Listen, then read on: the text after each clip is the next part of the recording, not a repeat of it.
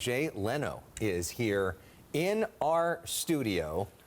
Jay, great to have you. Vaccinated and everything. Yeah, you followed the protocols to get in the building. Yeah, we kept your attention during the news segment there, huh? Yeah, no, I did. It's different in Beverly Hills. I got the Pfizer vaccine with a Madeira drizzle on a chocolate almond biscotti. See, it's different. The Valley is different. You don't get that in the Valley. Right. Just the comedy already coming. On this side of the hill, you get that. Yeah. Well, Jay is the host of a new show airing right here on Fox. It's called You Bet Your Life. We have a preview of that. Welcome to You Bet Your Life. Kev, I know you've scoured the earth. Who have you found to play the game? No, single. Oh, single, huh? Yeah. Kev? Kev, stay in your spot. Yeah. No.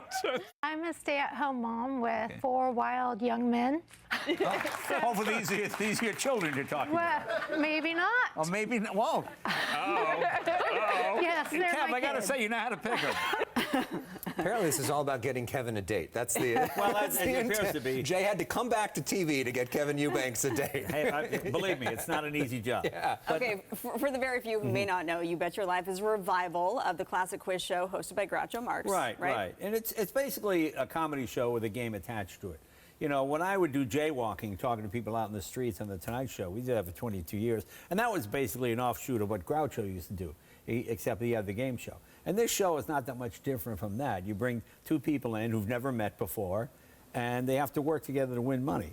The difference is everybody's happy, everybody's smiling. The real key to success on this show is there's no politics.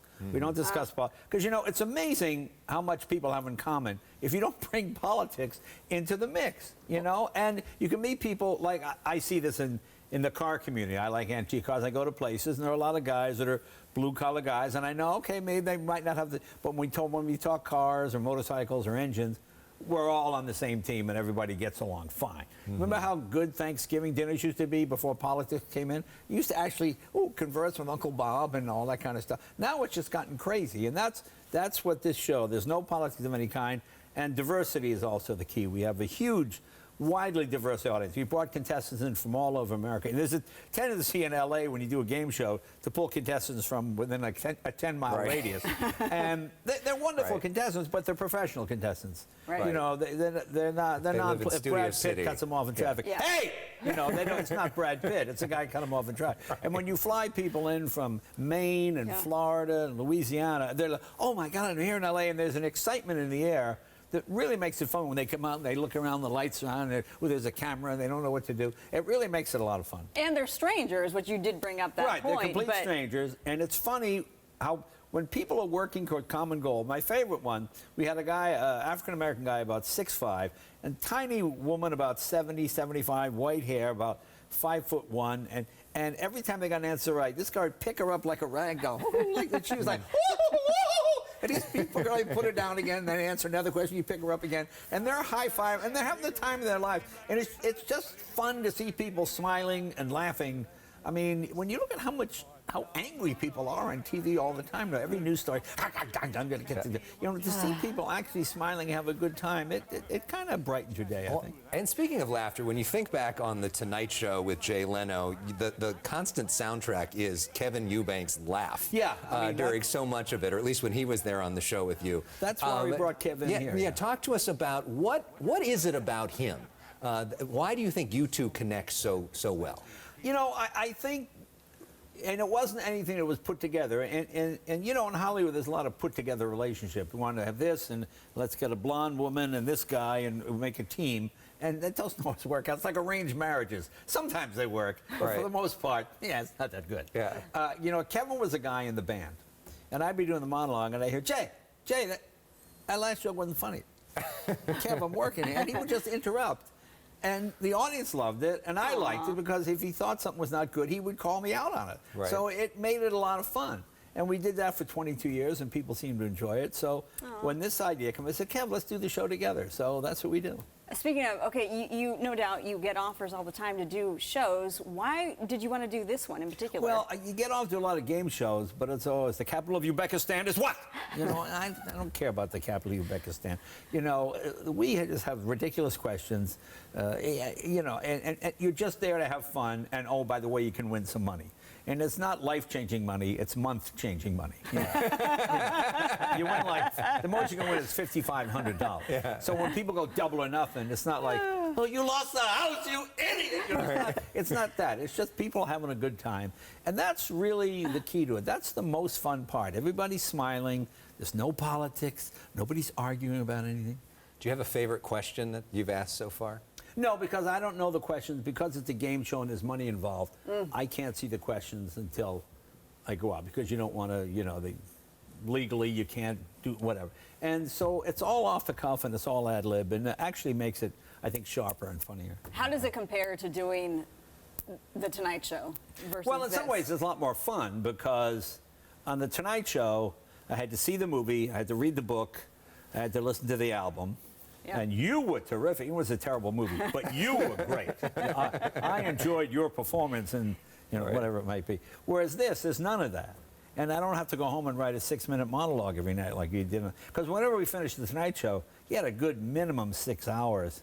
To do your monologue? No, to put the monologue together. Yeah, minimum of 6 hours every night. So this, you go home and, oh, I can go home and watch a show. Yeah. That's great. Well, we want to talk more about comedy. Sure, whatever we you also want. want to talk about somebody that we lost that so many people loved, which is Norm MacDonald. Oh, yeah. So when we come back, we're going to talk about Norm. And you taught him how to drive. Well, as much as you can teach Norm anything, yeah. So we're going to look back on that clip. We're going to talk also about Jay's stand-up and all of where you can catch him and stand up in the time of COVID, how comedy's changing. More with Jay Leno when we come back. You can't leave just yet. I'm not going anywhere. Okay, good.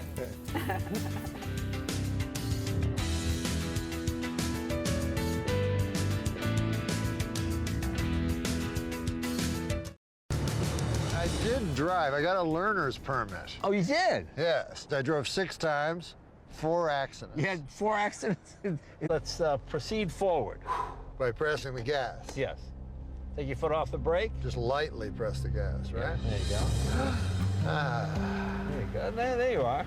And obviously you turn the wheel right to go around. Yeah, okay. My God, I'm a good car driver.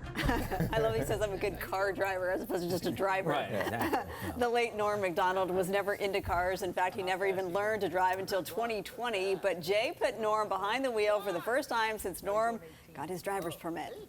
Yeah, Jay Leno is joining us now, the host of You Bet Your Life, and also Jay Leno's Garage as well.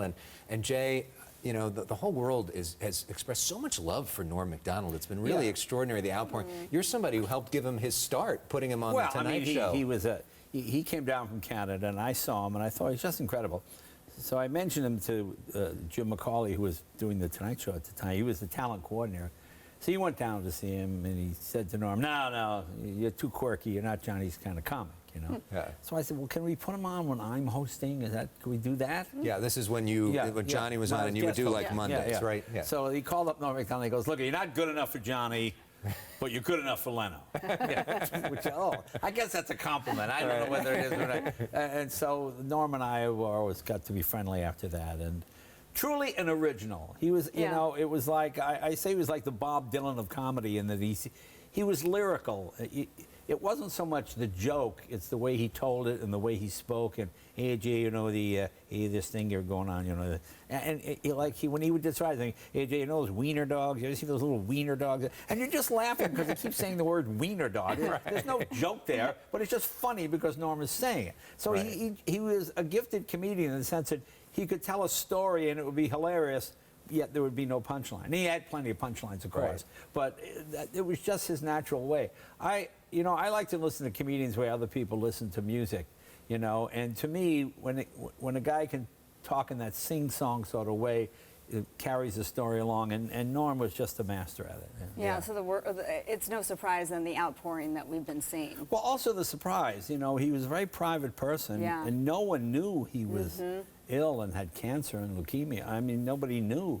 So it was like, what are you talking about? You know, it was like when Gary Shandling, who was fit and worked out and boxed, boom, just dropped dead, you know? And it was like, you know, that's the saddest part. You know, when we were all starting out together, we would sit and we would talk about how Rickles and Mel Brooks and Carl Reiner would get together as old guys. And we thought, wouldn't it be great when we're that age. Right, and watch Jeopardy at, at you know, 7 Billy o'clock. Crystal and I were talking about that not that long ago after Robin died. Because Robin was one of those guys you wanted to see as an old man. Norm was a cranky young man. As a cranky old man, he would have been, he had to grow into almost his persona, you know? Right. And you just say, wow, you won't be able to do that. You know, sit around the old folks' home or whatever, where the old comedians get together and throw things around, you know? And that's what really is the saddest part. It's selfish, because you miss that. I miss that.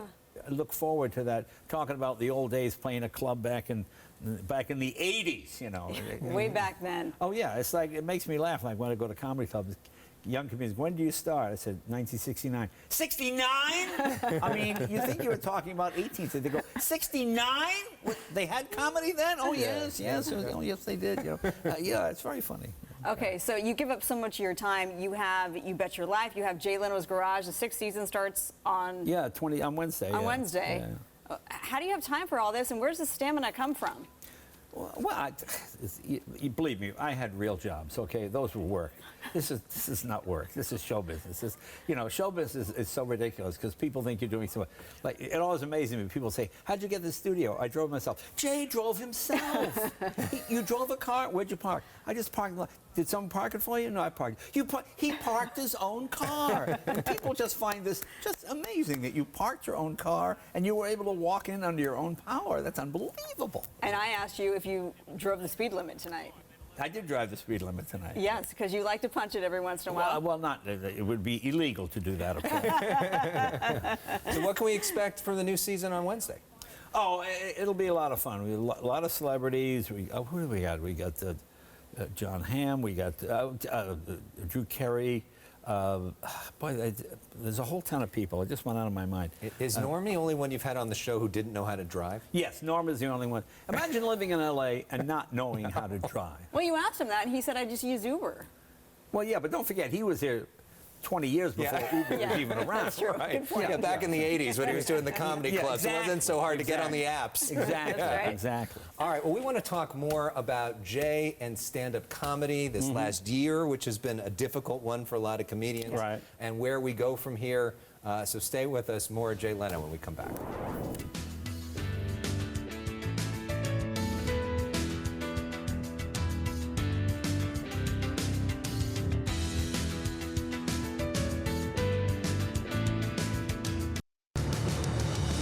We are back with Jay Leno, the host of You Bet Your Life, which airs every night at 11:30 here on Fox 11. So we have one of the greatest TV stars of network TV in history on our little local show. That's what it is. And I know this isn't your first experience with local news. No, I like local. I like visiting affiliates. It's just fun. You know, before I officially took over as guest host of the Tonight Show, I was in Dayton, Ohio, and it was the afternoon news anchor. And they bring me in, and they introduce me to the anchor. And this woman says, "I'm sorry, I'm not familiar." I said, "My name's Jay Leno. I guest hosted Tonight Show when Johnny's not there. I'm in town playing whatever." "Okay, thank you." We're talking with Jay Leno, who claims to have hosted the Tonight Show. I go, "No, I can prove it." I said, "There's tape in the building here of me hosting. Right. Really, I'm sure somebody has it." Yeah. I mean, Leno, who claims to have hosted it. Yeah, just great. I love those kind of experiences. You know, Right. I did AM Buffalo. Okay. Oh, okay. It was me. I'll tell you how long. It was John Eric Hexum. Remember him, the actor? He passed away a while back, but he was on the verge of being big. It was me, him, and 7 authentic African pygmy dancers. So John Hexum is on. I'm sitting in the green room. I'm sitting here. The 7 pygmy dancers are sitting there, and they're this tall, and they got the grass skirts and the spears, and they're looking very serious. And the producer walks in and goes, "Mr. Leno, Mr. Leno, okay, you're up next." I said, "Okay, thank you." I said, "Obviously you haven't seen me before." I mean, those things don't happen on the big networks. Yeah. It's so nice to have you, and it's so refreshing. Comedy has to be able to bring unity to the division out there, right? Oh, I think so. Right? I think that's the key. I like being a populist sort of comedian. You know, when we did the Tonight Show, the idea was to sort of make fun of both sides, and you actually got credit for people not being able to figure out your political view. Now, Mr. Leno, you and your Republican friends, "Oh, Mr. Leno, you and your Democratic buddies." And, you know, and you get angry letters from both sides or praise from both. But it was pretty much equal. Now, if you're a personality, you have to give an opinion.